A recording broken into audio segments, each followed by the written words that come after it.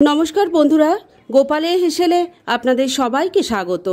আজকে আমি ঠাকুরবাড়ির অতি সুস্বাদু একটি নিরামিষ রান্নার রেসিপি আপনাদের সাথে শেয়ার করব বলে এসেছি। এটা খুব কম সময় কম উপকরণে তৈরি হয়ে যায়, খেতে কিন্তু অসাধারণ হয়। তাই চলুন আর একটু সময় নষ্ট না করে রান্নাটা করে ফেলি। আজকে ঠাকুরবাড়ি স্পেশাল এই রান্নাটা করার জন্য কড়াইয়ে তেল গরম করে নিয়েছি। আমি এটা তেল আর ঘি দুটো মিশিয়ে করছি, তবে আপনারা কিন্তু শুধু ঘিতেও করতে পারেন। এবার এর মধ্যে দিয়ে দিচ্ছি ঘি। এবার এর মধ্যে দিয়ে দেব গোটা জিরে, দিয়ে দিচ্ছি একটা তেজপাতা, একটু হিং দিয়ে দিচ্ছি। এবার ফোড়নটাকে কয়েক সেকেন্ড একটু ভাজা ভাজা করে নিচ্ছি। ফোড়নটা একটু ভাজা ভাজা হয়ে গেছে।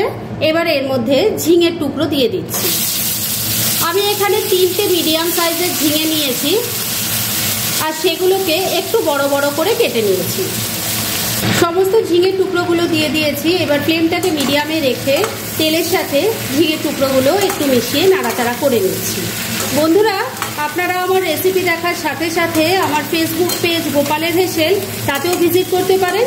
ডেসক্রিপশন বক্সে লিংক দেওয়া আছে। মিনিট দুয়েক ঝিঙের টুকরোটাকে তেলের সাথে মিশিয়ে নিয়ে একটু নাড়াচাড়া করে নিলাম। এবার এর মধ্যে এক এক করে কিছু জিনিস দেব।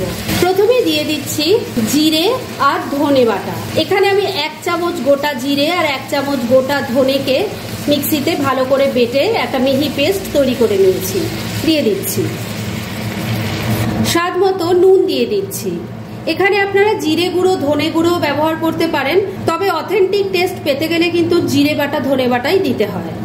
এবার ফ্লেমটাকে ওই মিডিয়ামে রেখেই সমস্ত কিছুর সাথে ঝিঙেটাকে মিশিয়ে একটু কষিয়ে নেব। মিনিট দুয়েক মশলার সাথে ঝিঙেটাকে ভালো করে কষিয়ে নিয়েছি। এবার এর মধ্যে গ্রেভির জন্য দুধ দিয়ে দেব। আমি আমার অনেক রান্নাতে বলেছি, আজও বলছি, দুধ দিয়ে কোনো রান্না করতে গেলে ডাইরেক্ট যদি দুধটা রান্নাতে দিয়ে দেন, অনেক সময় দেখবেন দুধটা কেটে যায়, যার ফলে রান্নার স্বাদটাই খারাপ হয়ে যায়। সেজন্য আমি দুধের মধ্যে মিশিয়ে দেব একটু ময়দা। এই ময়দাটা দিলে দুধটা কেটে যাওয়ারও চান্স থাকবে না, আর গ্রেভিটা থিকও হবে, খেতে ভালো লাগবে। ভালো করে মিশিয়ে নিচ্ছি। আর এই দুধটা কিন্তু কাঁচা দুধ নয়, আগে ফুটিয়ে রেখেছিলাম। দুধের মধ্যে ময়দাটা খুব ভালো করে মিশিয়ে নিয়েছি। এবার এটা দিয়ে দিচ্ছি। আমি এখানে প্রায় 2 বাটি মতো দুধ দিয়েছি। আপনারা চাইলে দুধ আর জল দুটো মিশিয়ে করতে পারেন। এবার এর মধ্যে দিয়ে দিচ্ছি 1 চামচ পরিমাণ চিনি। নিরামিষ রান্নায় একটু চিনি দিলে স্বাদটা কিন্তু ভালোই হয়। এবার দিয়ে দিচ্ছি 3টে কাঁচা পাকা লঙ্কা। ভালো করে মিশিয়ে নিচ্ছি।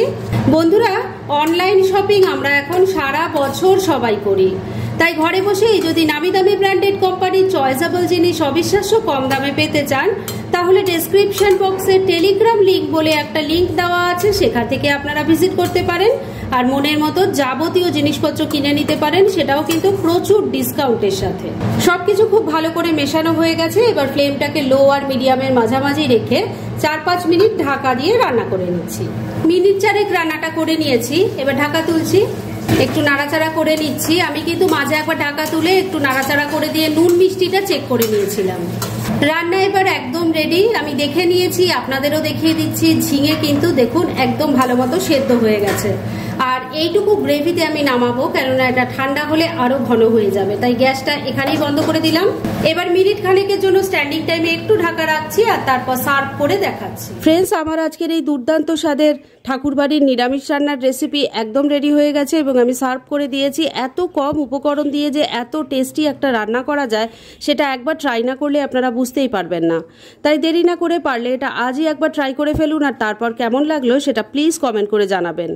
এরকম ধরনের অনেক ভালো ভালো নিরামিষ রান্নার রেসিপি আপনারা গোপালের হেসেল সার্চ করলেই পেয়ে যাবেন, যার মধ্যে থেকে কিছু কিছু আমি সাজেস্টেড বক্সেও দিয়ে দেবো, সেখান থেকেও আপনারা দেখে নিতে পারেন। তাই গোপালের হেসেল অবশ্যই ভিজিট করুন। আর আপনারা কেমন ধরনের রেসিপি চাইছেন সেটাও কিন্তু আমাকে জানাতে পারেন। আমি চেষ্টা করব সেসব রেসিপিগুলো আপনাদের সাথে শেয়ার করার। আর আমার আজকের এই রেসিপি যদি আপনাদের ভালো লাগে আর ইউজফুল বলে মনে হয়, তাহলে যারা এখনও আমার চ্যানেলটাকে সাবস্ক্রাইব করেননি, তারা প্লিজ সাবস্ক্রাইব করুন। তাহলে আজকের মতো এখানেই শেষ করছি। পরদিন আবার এরকমই কোনো ভালো রেসিপি নিয়ে চলে আসবো। আপনারা সবাই খুব ভালো থাকুন, সুস্থ থাকুন।